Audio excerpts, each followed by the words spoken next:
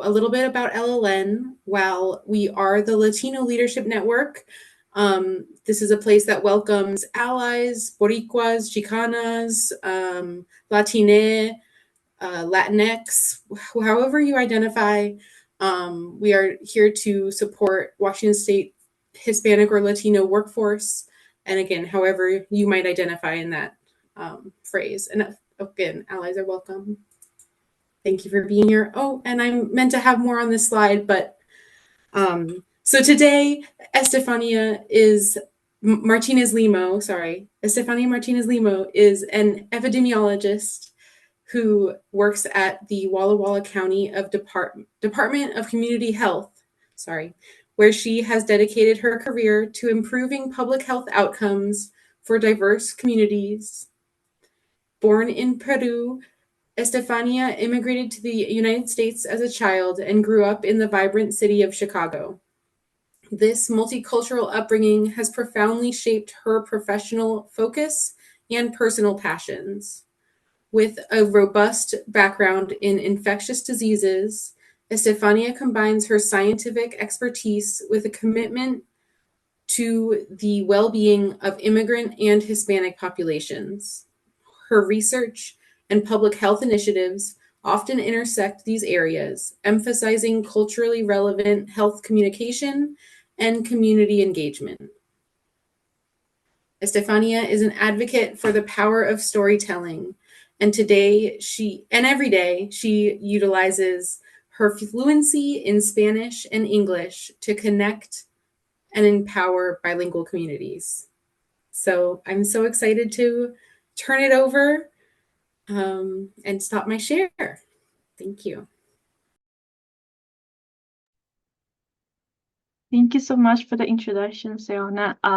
And welcome everybody for joining me today to talk about English in government. My name is Estefania, and I'm very fascinated about this topic.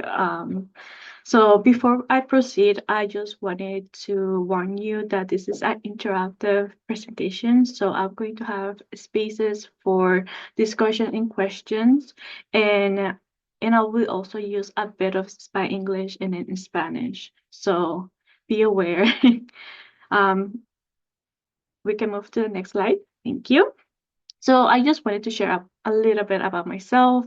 So I grew up in the northwest side of Chicago. So my neighborhood consists of a lot of Latinx, Arabic, Asian immigrant population. So I have experience in having this very multi-linguistic neighborhood, which was very, I really loved it. Now that I'm moving to another state, I also like to go back to that, or like to go back to those neighborhoods because kind of reminds me of my childhood.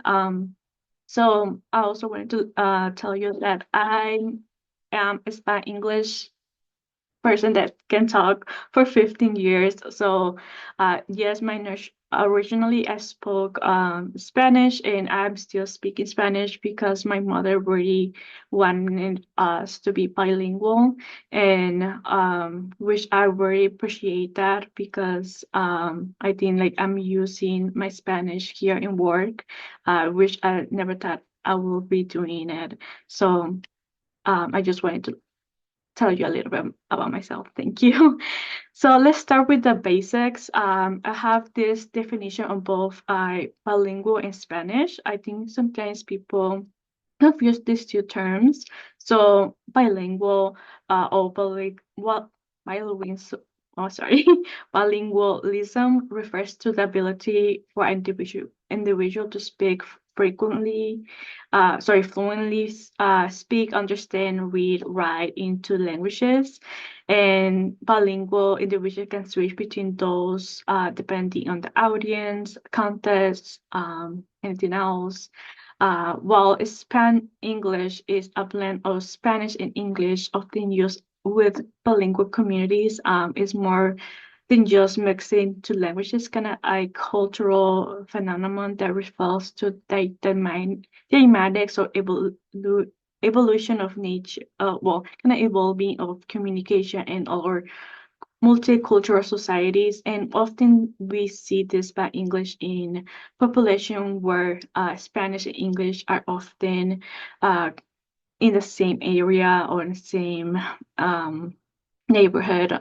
So you can mostly here in the United States, Spanish English is often seen compared to other countries, but there also are some other countries like Britain and other parts of Western Europe that have this type of mixed languages.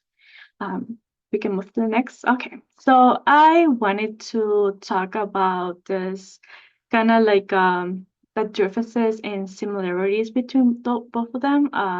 Gonna put some. I'm not going to go all over reviewing all those things, but mostly I'm going to talk about like what is common. So I would say like mostly between bilingual and Spanish English is that we use these two languages kind of showcasing our culture or expression or sometimes our identity and kind of enhance our communication skills to interact with broader people like broader range of people and kind of improve our problem. I always think it's our problem solving skills and also have our kind of addition with like mental flexibility by thinking those two languages.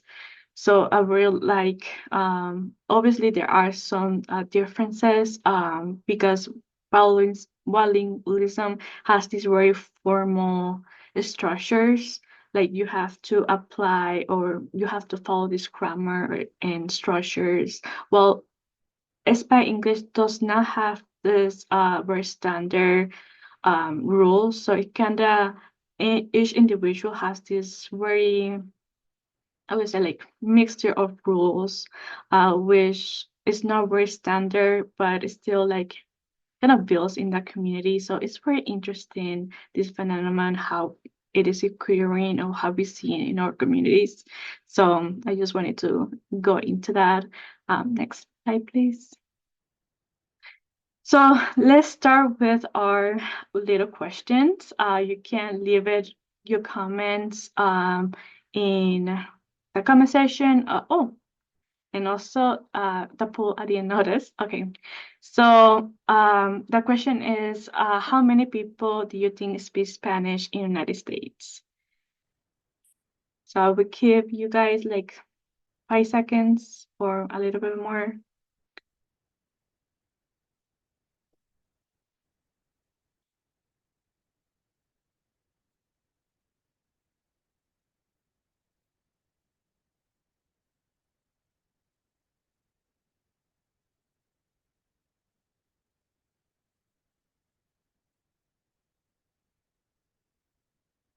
Oh, I see that it shared all the questions. Sorry. Yeah, so let's Let's actually put all the questions in one poll.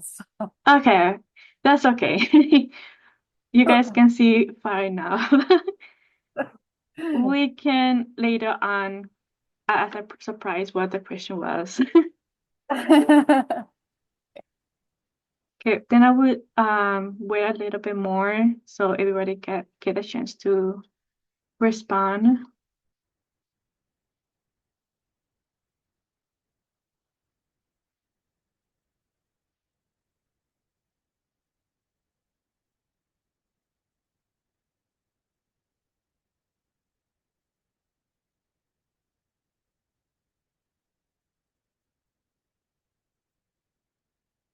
Okay, I think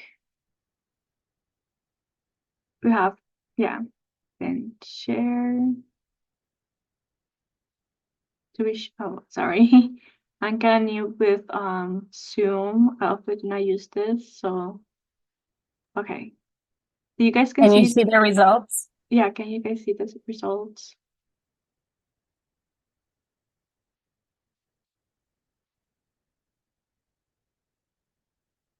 Okay. I may have to like go over it, but the first question, the answer is I believe, oh, B. I don't know. Oh, the second question, 5 million. And then the second question, oh, we can move to the slides. How many people are bilingual in United States? And that we see 23 millions, and which a lot of you guys shows 69 millions. So that is interesting, maybe in the future. So number 3 will be how many people speak Spanish in United States? You guys responded by the majority responded for 40 million, and the answer is 40 million. So and then the last, no, sorry, not the last, fourth question. How many bilinguals constitute the U.S. labor market? And you guys guess 40 to 45%. And the answer is 10 to 15%. Oh, it is the last question. Okay. We can move ahead from the polls. Okay. So I wanted to share this statistics saying about 20 to 28% of municipalities and city government have reported a high need for employees with language skills. So this is a very good thing to hear. I just wanted to share this as a premonition of what the future entails. We can move to the next. Okay. And I'm also sharing this poll. You can either speak or leave in the comments or use this QR code. And this is a very interactive poll that you can see. I don't know if I could show you. Oh, let me see. I mean, I'm going to share my screen for the polls. Okay, I'll stop sharing. Okay. So we're just going to share this. Okay.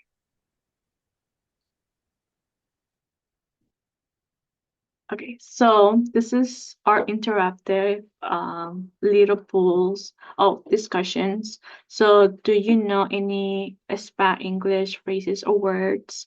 And if you say yes, please put in the comments what do you know. And if you say no, you can say like what you wish to know or something like that. So if you guys, oh, I'm still going to put it in the comments, the poll. So if you guys do not have your phones in, let me see. Okay, chat. Okay. And let me know if it's working. I tested it before and see if it works. It works for me. I got into it. Okay, good.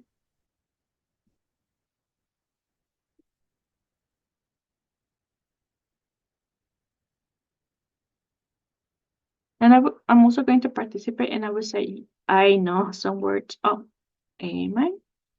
Okay, done. Okay, I will say yes, and I will say I often use googlear when I meant like to Google something.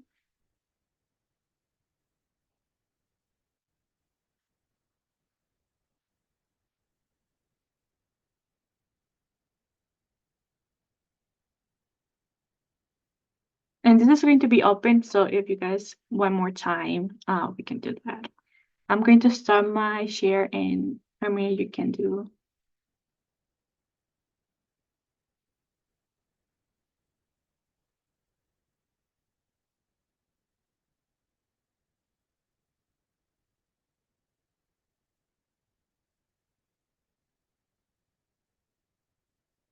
Okay, we can move to the next slide.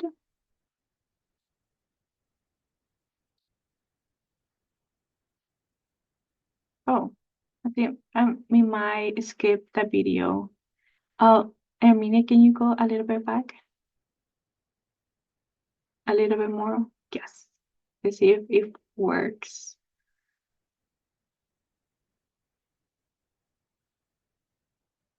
So this is just a YouTube video of just what it is Spanglish. Before we Let me go start my into share more. again because I don't think I hit sound. So let me do it Okay. again. Patience with me.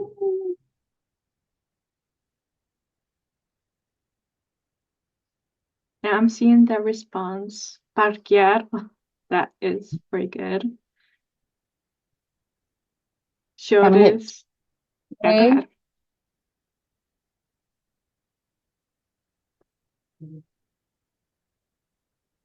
I would say we do speak Spanglish. All the time. Oh yeah, all the time. And that would be like I will be talking to Elvin now, and then I say "párale" or something in Spanish, and it just comes. It doesn't mean it to do it. We're having a conversation and there's a word that I just can't remember in Spanish, then I'll just switch right back and use that, say that word in English. If you see a household full of Hispanics, the parents are the only ones that speak Spanish. And the kids in between themselves, they speak English. And then when they talk to the parents, they speak kind of like Spanglish. They mix it. Pues yo siempre he tratado de hablar los dos idiomas, ¿no? Más así, si vamos a hablar inglés, vamos a hablar inglés. Si vamos a hablar español, vamos a hablar español. ¿No se mezclan? Pues una vez se puede decir, yo viniendo de Los Ángeles, yo hablo lo que se llama Spanglish. Que you can speak español and then English at the same tiempo, you know? The Spanglish that you hear around, and then the Spanglish you hear in California is very different. You don't understand what they're saying at first, and then you hear like random, like you're like, oh wow, I know that word, and you hear English words all the time, like wow, they're like saying this one conversation, they're like mixed up. It's kind of like when you're writing in cursive, and then you kind of like write in, like you do some print letters and like you do them in like regular font. It's sometimes difficult to know what people refer to when they're talking about Spanglish, and that's probably one of the reasons why people studying this phenomenon linguistically prefer not to use it. So if they're talking about switching codes, we prefer to talk about switching codes. Estoy acostumbrada, or cuando estaba chiquita, just walk to la tienda or caminar a todos lados. We look at how the different pronunciation systems affect each other, so how the vowels of Spanish are affected by English vowels. We look at how the grammars come together and how differences in Spanish and English will sort of merge or be retained. And then we look at also vocabulary items, what vocabulary items are adopted, which ones are borrowed, which ones become new in the emerging variety, and so forth. Lunchar, it comes from lunch, to take the lunch. So, en mi país decimos vamos a comer, ¿sí? No importa si es las 12 del día, la 1 de la tarde, 2, 3 o 4, ¿sí? Vamos a comer. Más tarde es cenar, en la mañana es desayunar. Pero cuando viene uno aquí, en el trabajo y los amigos, siempre lo dicen, es lunch time. Let's get the lunch. Let's go to buy something for lunch. So we used to put it into the Spanish for lunchar. Lo convertimos en un verbo. Eso es parte de nuestra cultura, es que hablamos half English y mitad español. So, cuando no nos acordamos del español, le metemos el inglés. Así somos. We know that language reflects identity, but sometimes it's so subtle. But with Spanglish, it's so clear, a mixed way of speaking, a mixed identity. It's nice. In my own language, I already know at least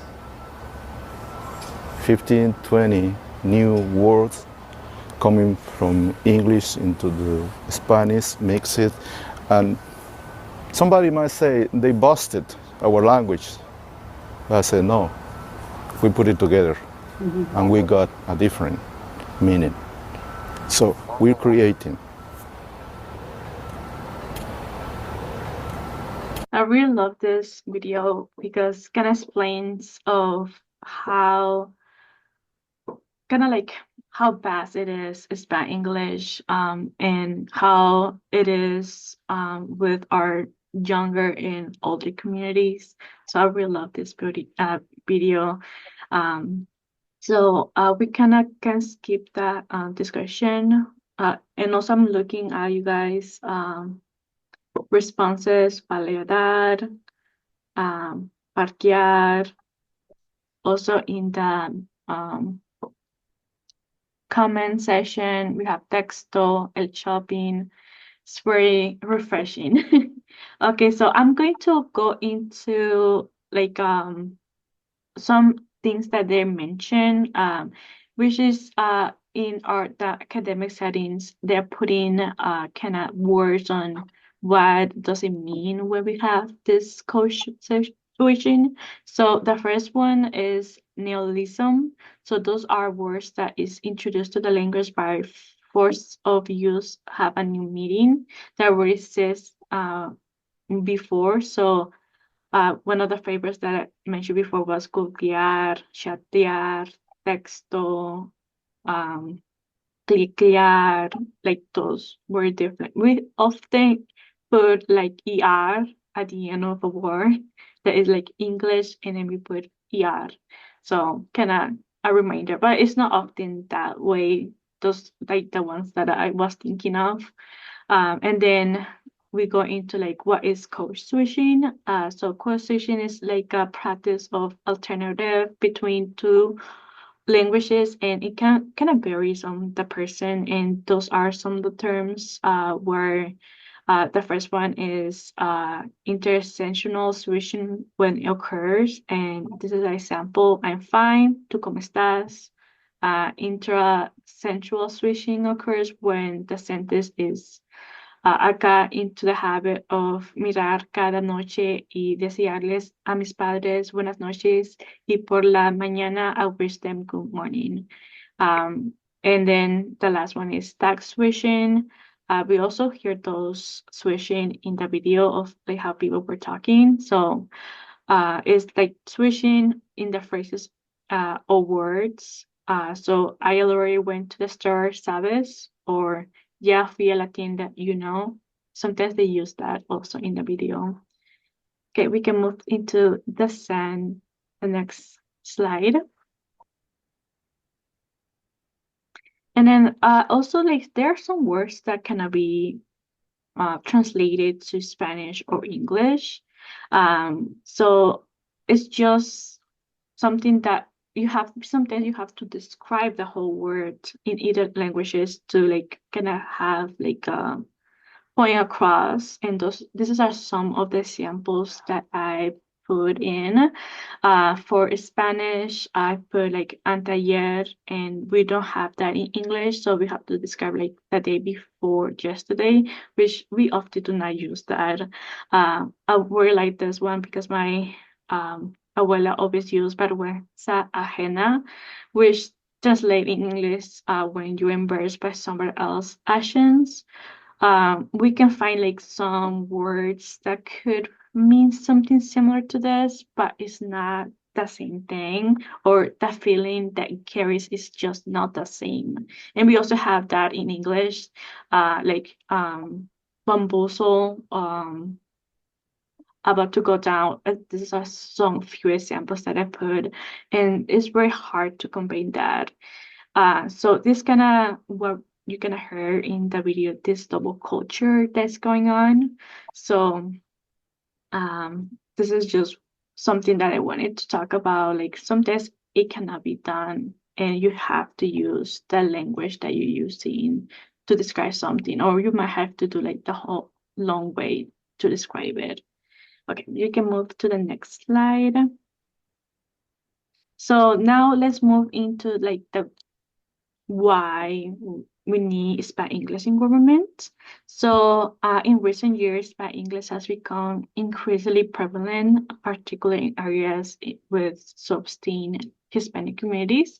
So the linguistic blend has primarily various aspects in our society, including our household, education, media, government environments, and in government settings, having an effective communication is essential. And we're expecting Hispanic population in the United States to be increasing. utilization of Spanglish to ensure the messages are easily accessible as well as reliable to the public. I think it should be something essential that we have to implement as we go on.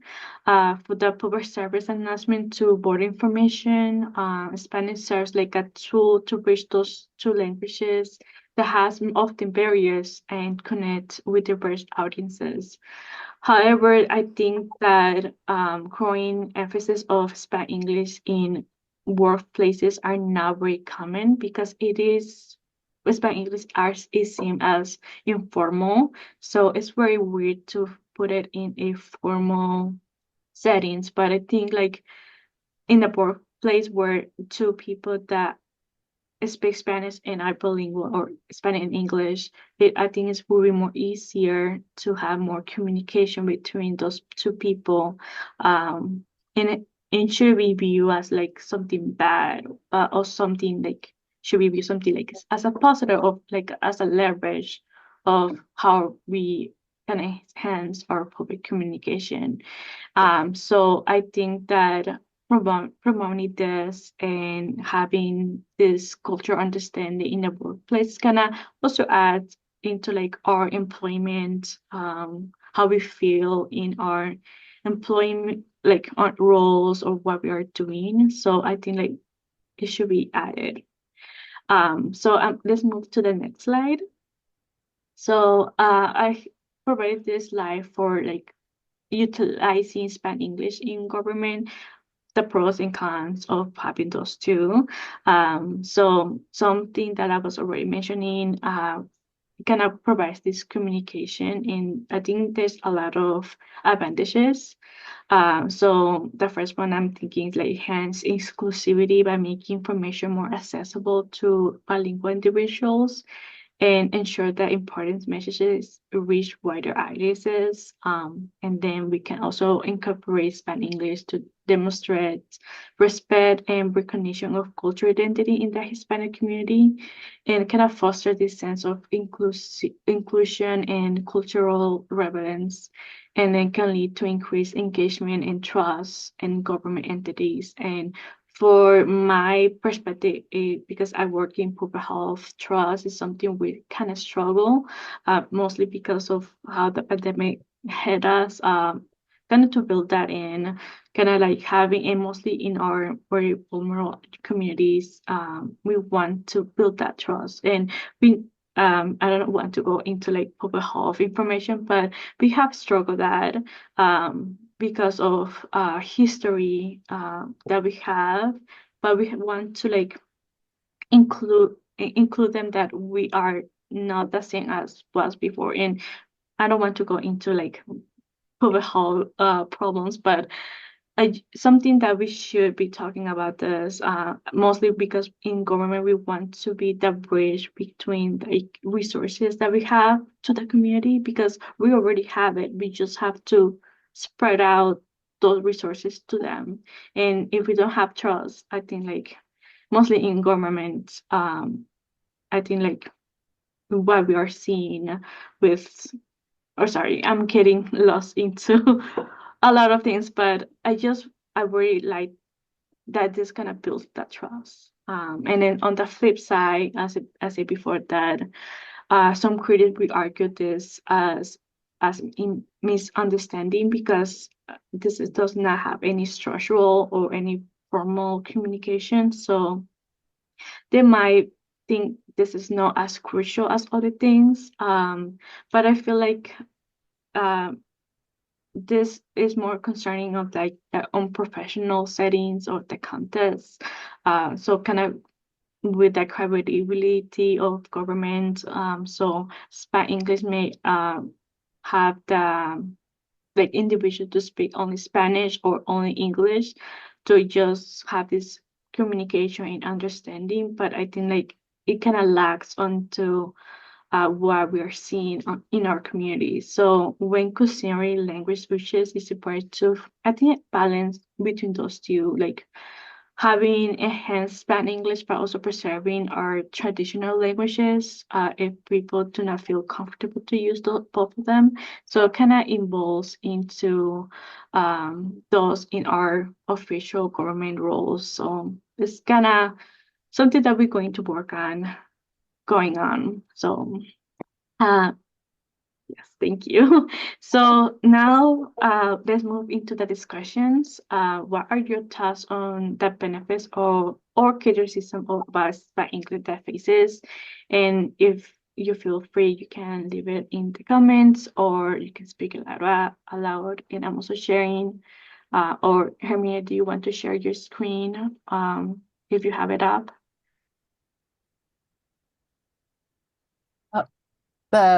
Which screen? Sorry. Sorry, the poll. Oh, I could share it too. I still have it on. Oh, the poll results? No, not the poll result. The discussion poll. The discussion. Sorry. Sorry. I can share it too if that's quicker. I have it up. Do you see it or do I need to stop sharing? Oh, yeah. Okay. I did it. So you can add it here, and you can say any task that you think that is benefits. And I'm going to put trust. I think like that's something I often see of one of the benefits.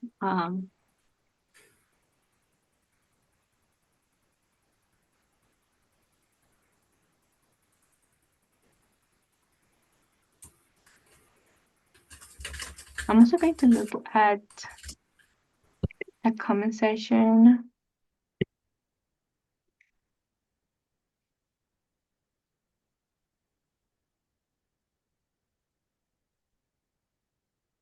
I love your Harmony comment. It's the importance of connecting linguistically and culturally with the customers. I also feel that. That question I'm going to do it at the end. So I have more time. And Adriana comment, I recently became able to use my Spanish in my dual language position. And I'm so happy to not have to use the language services and be able to help one-on-one. I also agree with that. Let me see the other comments. Helps create space for belonging. I agree with that too. Languages is fluid and always changing. As long as people understand each other, that communication is successful. It bridges culture in a way. That is true. Some words are more accurate in other languages. I agree. Open space for staff to be there to themselves. Yeah, I also agree with that. We can move back to the presentation. Sorry, Armenia, if I have to like jump. No, it's okay. It's okay. I'm just trying to participate and then share. So sorry.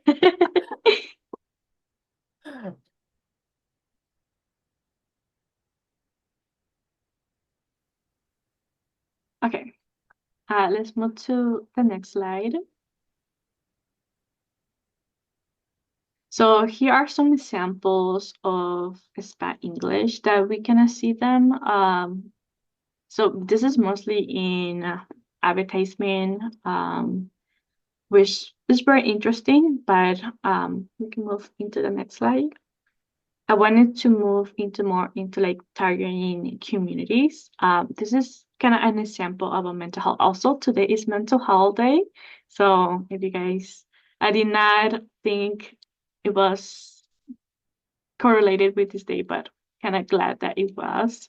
So this is kind of a communication between, this is mostly how we try to like reach those vulnerable populations, mostly in our Hispanic, because we know mental health is something that we are often not talked about in something else.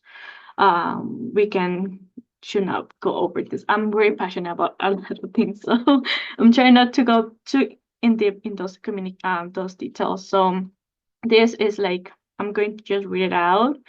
So, hola friends, ¿cómo están? Today we are wanted to talk about nuestra salud mental. It's important to take care of our mente in our emotions.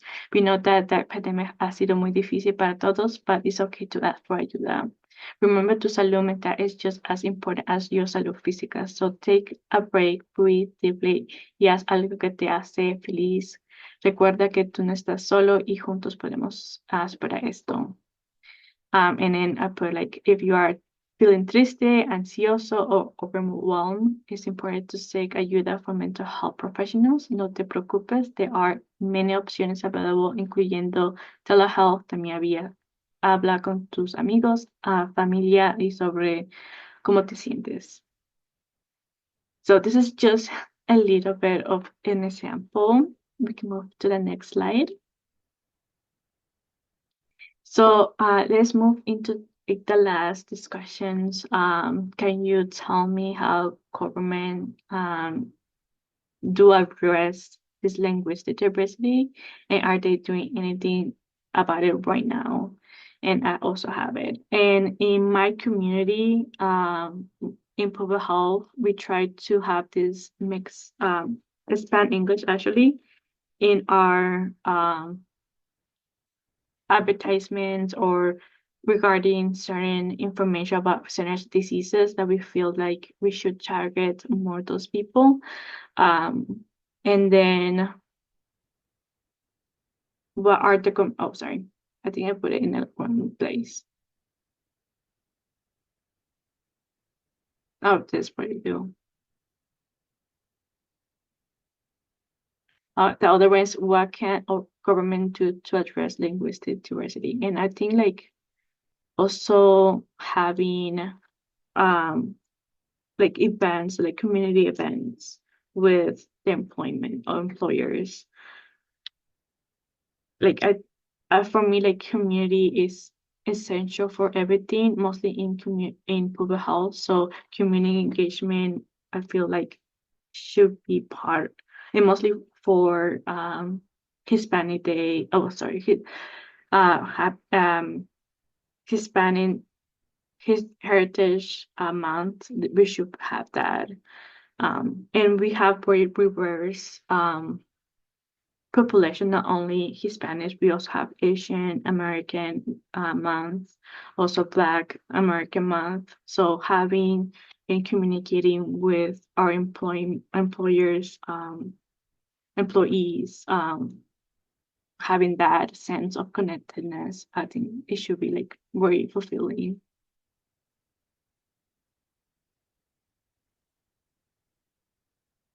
And I will see your comments on the other languages. Yes. Have community events. Pay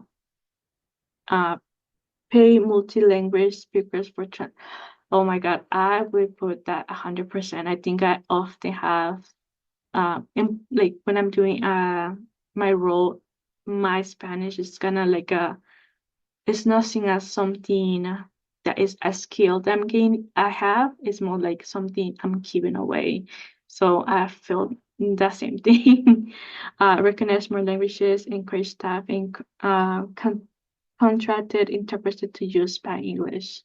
Yeah, highly linguistic diverse workforce, and that's true.